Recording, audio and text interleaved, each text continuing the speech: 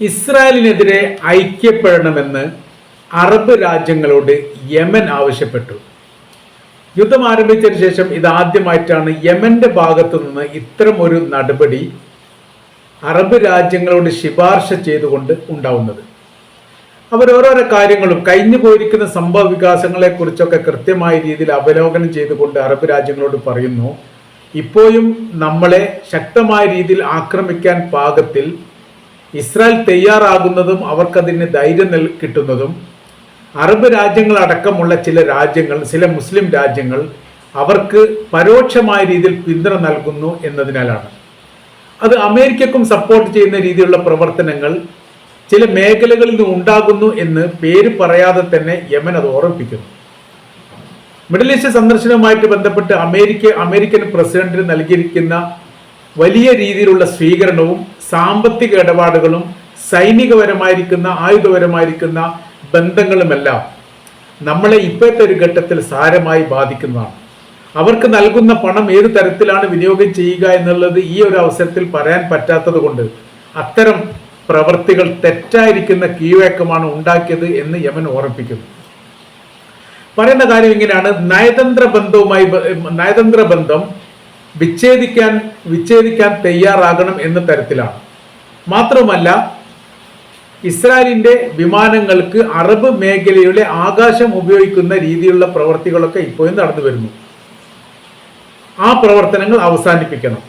Petroleum നൽകിക്കൊണ്ട് സഹായിക്കുന്നതും ഭക്ഷണം പോലെയുള്ള അല്ലെങ്കിൽ മരുന്ന് പോലെയുള്ള വസ്തുക്കൾ നൽകി സഹായിക്കുന്ന പ്രവർത്തികളൊക്കെ ഏതെങ്കിലും രാജ്യങ്ങൾ ചെയ്യുന്നുണ്ടെങ്കിൽ അവ ഒഴിവാക്കുകയും അതോടൊപ്പം തന്നെ വിരോധം കൃത്യമായി പ്രകടിപ്പിക്കുകയും വേണം. അബ്രഹാം കരാറുമായി ബന്ധപ്പെട്ട വ്യവസ്ഥകൾ ഒരു കാലത്തും അംഗീകരിക്കുകയില്ല എന്നുള്ള നിലപാട് ആവർത്തിച്ച് പറയണം. സൗദി അറേബ്യ മാത്രമാണ് ഇപ്പോൾ കാര്യമായിട്ട് പറഞ്ഞത് പാലസ്തീന സ്വാതന്ത്ര്യമില്ലാതെ ഇസ്രായേലുമായിട്ട് ബന്ധപ്പെട്ടുള്ള അബ്രഹാം കരാർ തങ്ങൾ അംഗീകരിക്കുകയില്ല എന്ന് പരസ്യമായ രീതിയിലും കൃത്യമായ രീതിയിലും പറഞ്ഞ സൗദി അറേബ്യയാണ്. മറ്റുള്ള രാജ്യങ്ങൾ പരാമർശിക്കുക മാത്രമാണ് ചെയ്തത്. അവരും ഇതേപോലെ തന്നെ ആവർത്തിച്ച് പറഞ്ഞുകൊണ്ടേയിരിക്കണം. അതോടൊപ്പം തന്നെ ചെങ്കടലുമായി ബന്ധപ്പെട്ടുള്ള വിഷയത്തിൽ യമനോടൊപ്പം ചേർന്ന് നിൽക്കുന്ന ഒരു പ്രവർത്തനത്തിന് അറബ് രാജ്യങ്ങൾ തയ്യാറാവണം. ഏറെക്കുറെ ഇസ്രായേലിനെതിരെ തന്നെയാണ് നിലപാട് എങ്കിൽ പോലും പരോക്ഷമായിരിക്കുന്ന പിന്തുണ ഉണ്ട് എന്ന് ഇസ്രായേൽ സംശയിക്കുന്ന തരത്തിലാണ് ഇടപെടലുകളൊക്കെ സാധാരണഗതിയിൽ ഉണ്ടാവാറുള്ളത്. ചെങ്കടലുമായിട്ട് അതിർത്തി പങ്കിടുന്ന എല്ലാ രാജ്യത്തിനും ഇത് ബാധകമാണ് എന്ന് യമൻ അത് ആവർത്തിച്ച് തന്നെ പറയുന്നു. അതിൽ ഓരോരുത്തരുടെ പേരെടുത്ത് പറയുന്നു: Egypt, Sudan, Eritrea, Ethiopia, Saudi, Somalia. ഈ രാജ്യങ്ങളെല്ലാം ചെങ്കടലിന്റെ അതിർത്തി പങ്കിടുന്ന രാജ്യങ്ങളാണ്, ഞങ്ങളടക്കം, അതായത് യമൻ അടക്കം. അപ്പോൾ ഇവരെ ഈ മേഖല കേന്ദ്രീകരിച്ചുകൊണ്ടാണ് സാമ്പത്തികപരമായിരിക്കുന്ന വലിയ മുന്നേറ്റം യൂറോപ്യൻ രാജ്യങ്ങളും അമേരിക്കയും ഉണ്ടാക്കുന്നത്. മാത്രമല്ല, ഈ മേഖലയിൽ ഏതൻ കടലിടുക്കും ബന്ധപ്പെടുത്തിക്കൊണ്ട് ഇസ്രായേലിലേക്ക് ഏതെങ്കിലും തരത്തിൽ കപ്പലുകൾ വരുന്നുണ്ട് അല്ലെങ്കിൽ അവർക്ക് സഹായിക്കുന്നുണ്ട് എന്ന തരത്തിലുള്ള പ്രവർത്തികൾ പല ഘട്ടങ്ങളിലും ഉണ്ടായതായി ഞങ്ങൾ സംശയിക്കുന്നു. ഞങ്ങൾ പിടികൂടിയിരിക്കുന്ന പല കപ്പലുകളും ഇസ്രായേലുമായിട്ട് ബന്ധമുള്ളതാണ്. അതല്ലെങ്കിൽ ഒന്നുകിൽ നേരിട്ടല്ലെങ്കിൽ പോലും മറ്റ് മുസ്ലിം രാജ്യങ്ങളിൽ വന്ന ശേഷം ഇസ്രായേലിലേക്ക് ഇവരുടെ വസ്തുക്കളുമായി പോകുന്ന രീതിയിലുള്ള കപ്പലുകളും പിടികൂടപ്പെട്ടതിലുണ്ട്. അപ്പൊ ഇതിൽ നിന്ന് മനസ്സിലാക്കേണ്ട കാര്യം ഇസ്രായേലിനെ പരോക്ഷമായി സഹായിക്കുന്നുണ്ട് എന്ന് തന്നെയാണ്. ചെങ്കടലും മെഡിറ്ററേനിയൻ കടലും ഏതൻ കടലിടുക്കിലൊക്കെ നമുക്ക് വലിയ രീതിയിലുള്ള സ്വാധീനങ്ങളുണ്ട്. ഈ സാധനങ്ങളൊക്കെ ഉപയോഗിക്കേണ്ട കാര്യം ഇപ്പോഴാണ്. അതിൻ്റെ സാഹചര്യങ്ങളൊക്കെ എത്തിയിരിക്കുന്നു എന്ന തരത്തിലാണ് യമൻ പറഞ്ഞു വെക്കുന്നത്. ഓരോരോ ദിവസവും ഗസയിൽ നടക്കുന്ന കൂട്ടക്കൊലകൾ നമ്മൾ കണ്ണിൽ നടിക്കാൻ വേണ്ടി പാടില്ല.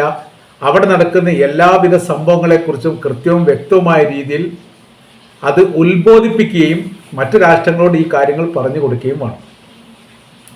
മരണപ്പെട്ടവരുടെ എണ്ണൽ സംഖ്യക്കപ്പുറം ജീവനും മരണത്തിനും ഇടയിൽ കഴിയുന്ന വലിയൊരു ഭൂരിപക്ഷം ജനങ്ങൾ ഇപ്പോൾ ഗസയിലുണ്ട്. അതിൽ ഇപ്പോഴത്തെ നിലവിൽ 23 ലക്ഷം ജനസംഖ്യയാണ് ഗസയിൽ കണക്കാക്കുന്നത്.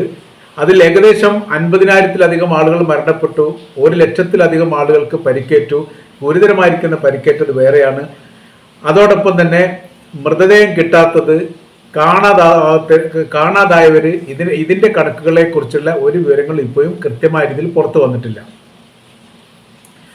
അപ്പൊ അവിടെ ഭക്ഷണം കിട്ടാത്തതും വെള്ളം കിട്ടാത്തതും മരുന്ന് കിട്ടാത്തതുമായ വലിയ പ്രയാസം അനുഭവിക്കുന്ന ഒരു പ്രദേശമായി ഗസ മാറുമ്പോൾ ഒറ്റപ്പെട്ട രീതിയിലുള്ള ഒരു യുദ്ധവും ഒരു പ്രതിരോധവും മാത്രമാണ് ഇസ്രായേലിനെതിരെ ഇപ്പോഴും ഉണ്ടാകുന്നത്.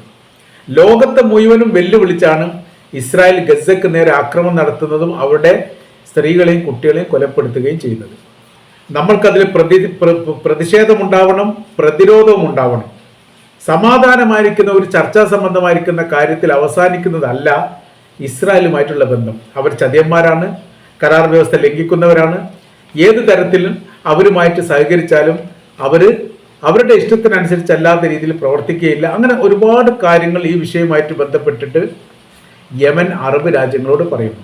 ഒന്നിച്ചു നിൽക്കുന്ന ഒരു സാഹചര്യങ്ങൾ ഇല്ലാത്തിടത്തോളം കാലം അതിജീവിച്ചുകൊണ്ട് പാലസ്തീൻ രാജ്യം സ്വതന്ത്രമാവുക എന്നുള്ളത് പ്രയാസകരമായിരിക്കുന്ന കാര്യമാണ്.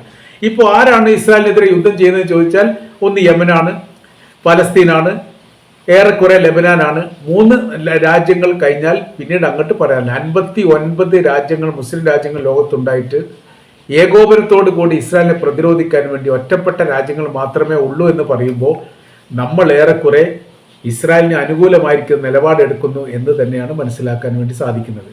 ലോക ബാങ്കിൽ നിന്ന് പണം നിക്ഷേപിക്കരുതെന്നും നിക്ഷേപിച്ച പണം വിഡ്രോ ചെയ്യണമെന്നുമുള്ള ഒരു കരാർ വ്യവസ്ഥ അല്ലെങ്കിൽ അത്തരം ഒരു നടപടിയൊക്കെ ഇറാഖ് യുദ്ധവുമായിട്ട് ബന്ധപ്പെട്ട് മുസ്ലിം രാജ്യങ്ങൾ എടുത്തതാണ്, പ്രത്യേകിച്ച് അറബ് രാജ്യങ്ങൾ. അപ്പൊ തന്നെ യഥാർത്ഥത്തിൽ അമേരിക്കയ്ക്ക് ലോക ബാങ്കിലുള്ള സ്വാധീനം ഉപയോഗിച്ചുകൊണ്ട് പല അറബ് രാജ്യങ്ങളുടെയും വ്യവസായികളുടെയും സമ്പന്നരുടെയും പണം തിരിച്ചു നൽകാത്തതുമായി ബന്ധപ്പെട്ട് വലിയ വിഷയങ്ങൾ ഉണ്ടായിട്ടുണ്ട്. ഇപ്പോൾ സമാനമായിരിക്കുന്ന ഒരു സാഹചര്യം അറബ് രാജ്യങ്ങൾ പ്രത്യക്ഷപ്പെട്ടിരിക്കുന്നു. അത് ആയുധ കരാറുമായി ബന്ധപ്പെട്ട് ട്രില്യൺ കണക്കിന് സാമ്പത്തിക ഇടപാട് അമേരിക്കയുമായി ഉണ്ടാക്കി എന്നുള്ളതാണ്. ഇത് വലിയ പ്രയാസമുണ്ടാക്കുന്ന അല്ലെങ്കിൽ വലിയ ബാധ്യത ഉണ്ടാക്കുന്ന കാര്യമായിട്ട് പോകും. കാരണം നമ്മൾ കൊടുക്കുന്ന പണത്തിന് കരാർ വ്യവസ്ഥ പ്രകാരം 1 വർഷമോ 2 വർഷത്തിനോ ഇടയിലായിരിക്കും ആയുധങ്ങൾ കിട്ടുക. ഈ കിട്ടുന്ന ആയുധങ്ങൾക്ക് ഇടയിൽ പണം കൈമാറ്റം ചെയ്യപ്പെടുന്ന സമയത്ത് ഈ പണം എന്ത് ചെയ്യുന്നു എന്നതിനെക്കുറിച്ച് അന്വേഷിക്കാൻ നമ്മൾക്ക് അവസരങ്ങളോ സാഹചര്യങ്ങളോ ഇല്ലാതെ പോകും. കാരണം ഇത് കരാർ വ്യവസ്ഥയാണ്. അതിനപ്പുറം ഈ അമേരിക്കൻ ബാങ്കിൽ പണം ഡെപ്പോസിറ്റ് ചെയ്യുക, സാമ്പത്തിക അഭിവൃദ്ധിക്ക് വേണ്ടിയിട്ട് ആ രാജ്യത്തെ സഹായിക്കുക എന്നൊരു കരാർ വ്യവസ്ഥയും അതിനോടനുബന്ധിച്ചുണ്ട്. അതുകൊണ്ട് പ്രത്യേകിച്ച് ഒരു ഗുണങ്ങളൊന്നും അറബ് രാജ്യങ്ങൾക്കില്ല. അവരെ സഹായിച്ചു എന്ന് പറയുന്ന സമയത്ത് അവരുടെ വലിയ രീതിയിലുള്ള താല്പര്യം അറബ് രാജ്യങ്ങൾക്ക് ഉണ്ടാവുകയും അതോടൊപ്പം തന്നെ അറബ് രാജ്യങ്ങളുടെ സംരക്ഷണാധികാരവുമായി ബന്ധപ്പെട്ട കാര്യത്തിന് അമേരിക്കയെ ചുമതലപ്പെടുത്തുന്ന രീതിയിലേക്ക് കാര്യങ്ങൾ പോകും എന്നതിനപ്പുറം ഈ സാമ്പത്തിക മേഖല അല്ലെങ്കിൽ ഈ സമ്പത്ത് ഏത് തരത്തിൽ വിനിയോഗിക്കുന്നു എന്ന് പറയാൻ വേണ്ടി സാധിക്കുകയില്ല.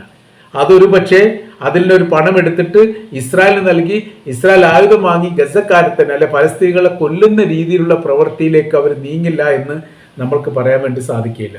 കുറച്ചുകൂടി ഉണർന്ന് പ്രവർത്തിക്കേണ്ട ഘട്ടത്തിൽ എത്തിയിരിക്കുന്നു എന്നാണ് യമൻ പറയുന്നത്. മുമ്പ് ഇറാൻ പറഞ്ഞു വെച്ചിരിക്കുന്ന കാര്യത്തിന്റെ ആവർത്തനമാണ് യഥാർത്ഥത്തിൽ യമൻ പറയുന്നത് എന്നൊരു പ്രത്യേകത ഉണ്ട്. ഇറാൻ നേരിട്ടുള്ള ഒരു യുദ്ധത്തിൽ ഇപ്പോഴും ഇല്ല, അവർ കൃത്യമായിരിക്കുന്ന നിലപാടുകളും സമീപനങ്ങളും പറയുന്നു എന്നല്ലാതെ. എന്നാൽ യമൻ നേരിട്ട് യുദ്ധത്തിലുണ്ട്. അപ്പൊ യുദ്ധത്തിന്റെ അതിന്റെ കെടുതിയും ദുരന്തങ്ങളും പ്രയാസങ്ങളും ബുദ്ധിമുട്ടും അനുഭവിച്ച ഒരു രാജ്യം എന്ന നിലക്ക് ഇസ്രായേലിന് എത്രത്തോളം ശക്തിയുണ്ട്, അമേരിക്കയ്ക്ക് എത്രത്തോളം ശക്തിയുണ്ട്, നമ്മൾക്ക് എത്രത്തോളം പ്രതിരോധ ശക്തി ഉണ്ട് എന്ന് കൃത്യമായി മനസ്സിലാക്കിയ രാജ്യമാണ് യമൻ എന്ന് പറയുന്നത്. അതുകൊണ്ട് ഓരോരോ മേഖലയിലും സ്പർശിച്ചുകൊണ്ട് അവരെ പിന്തിരിപ്പിക്കാൻ നമ്മൾ ശ്രമിച്ചിട്ടില്ലെങ്കിൽ തീർച്ചയായിട്ടും നമ്മൾക്ക് നേരെ അവർ തിരിച്ചടിക്കും എന്ന കാര്യത്തിൽ യാതൊരു സംശയമില്ല. വലിയ നാശങ്ങളും വലിയ നഷ്ടങ്ങളും നമ്മുടെ രാജ്യത്ത് ഉണ്ടാക്കിയിട്ട് അവർ മടങ്ങുകയുള്ളൂ. ഇപ്പോൾ നിങ്ങൾ നോക്കൂ, ചെങ്കടലുമായി ബന്ധപ്പെട്ട് നിരന്തരം യമൻ അമേരിക്ക ആക്രമിച്ചു കൊണ്ടേയിരുന്നു. ഗത്യന്തരമില്ലാത്ത രീതിയിലാണ് കരാർ വ്യവസ്ഥ ഉണ്ടാക്കിയിട്ട് അവർ ചെങ്കടലിൽ നിന്ന് വിട്ടുപോകാൻ വേണ്ടി തീരുമാനിച്ചത്.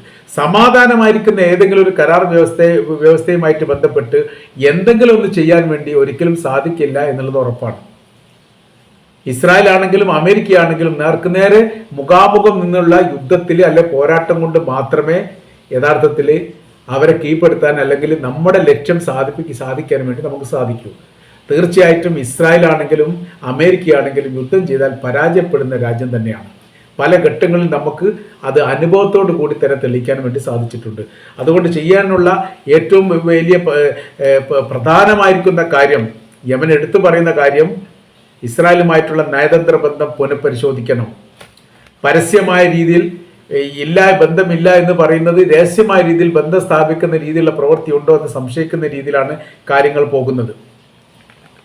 ആബ്രഹാം കരാറുമായിട്ട് ബന്ധപ്പെട്ട കാര്യത്തിൽ യാതൊരു തരത്തിലും അംഗീകാരം നൽകില്ലെന്ന് എല്ലാ രാഷ്ട്രങ്ങളും സംയുക്തമായ രീതിയിൽ പറയുന്ന ഒരു സാഹചര്യങ്ങൾ സൃഷ്ടിക്കണം. കപ്പൽ സർവീസുമായിട്ട് ബന്ധപ്പെട്ട കാര്യത്തിന് നമ്മുടെ കപ്പൽ സർവീസ് നമ്മുടെ ലക്ഷ്യത്തിലേക്ക് തന്നെയാണോ പോകുന്നത് എന്ന് ഉറപ്പുവരുത്തണം. അതോടൊപ്പം തന്നെ ഏറ്റവും അവസാനമായി ഭാഗമായിട്ട് പറയുന്നത്, നിങ്ങളുടെ എല്ലാ രാജ്യങ്ങൾക്കകത്തും പരമാവധി രാജ്യങ്ങളിലെല്ലാം അമേരിക്കയുടെ എയർബേസുകളുണ്ട്, അവരുടെ സൈനിക താവളങ്ങളുണ്ട്, അവരുടെ സംവിധാനങ്ങളുണ്ട്. ഇവിടേക്ക് വരുന്ന വിമാനത്തെക്കുറിച്ചോ ഇവിടുന്ന് പോകുന്ന വിമാനത്തെക്കുറിച്ചോ നിങ്ങൾ അന്വേഷിക്കാറില്ല.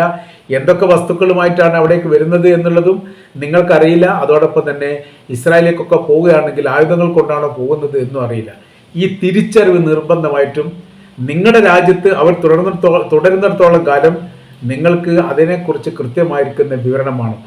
നമ്മളുടെ ഭൂമി ഉപയോഗിച്ച് നമ്മുടെ സമ്പത്ത് ഉപയോഗിച്ച് നമ്മളെ തന്നെ കൊല്ലുന്ന അല്ലെ വകവരുത്തുന്ന രീതിയിലാണ് ഇസ്രായേൽ എല്ലാ കാലത്തും പ്രവർത്തനങ്ങൾ ചെയ്യാറുള്ളത്. ഇപ്പോഴും യുദ്ധത്തിൻ്റെ മറ്റൊരു വശം എടുത്ത് പരിശോധിക്കുന്ന സമയത്ത് അങ്ങനെ തന്നെയാണ് എന്നാണ് ബോധ്യമാകുന്നത്. ആയതിനാൽ ഈ നിലപാട് കൃത്യമായ രീതിയിൽ പഠിക്കുകയും മനസ്സിലാക്കുകയും ചെയ്ത് ഇസ്രായേലുമായിട്ട് നയതന്ത്ര ബന്ധം പൂർണ്ണമായി വിച്ഛേദിച്ച് ആരാണോ ഇസ്രായേലിനെതിരെ യുദ്ധം ചെയ്യുന്നത് അവരോടൊപ്പം ചേർന്ന് നിൽക്കാനുള്ള മഹാമനസ്കത അറബ് രാജ്യങ്ങൾ കാണിക്കണമെന്നാണ് യമൻ ഇപ്പോൾ ആവശ്യപ്പെട്ടിരിക്കുന്നത്.